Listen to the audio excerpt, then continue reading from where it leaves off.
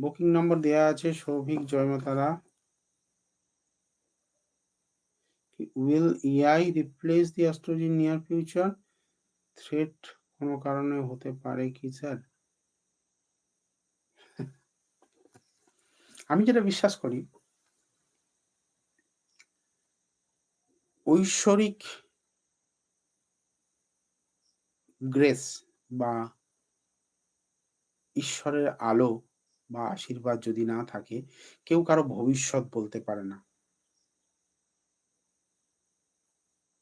A machine cannot tell your future perfectly. ওকে যেটা input করা হয়েছে, যেটা দেয়া হয়েছে সেটা ও ডেলিভার করছে। That's a different thing. সেটা অন্য জিনিস। একজন হিউম্যান যখন একটা প্রেডিকশন করেন, ঈশ্বরের আশীর্বাদ বা ঈশ্বরের গ্রেস সেটা তো থাকছেই।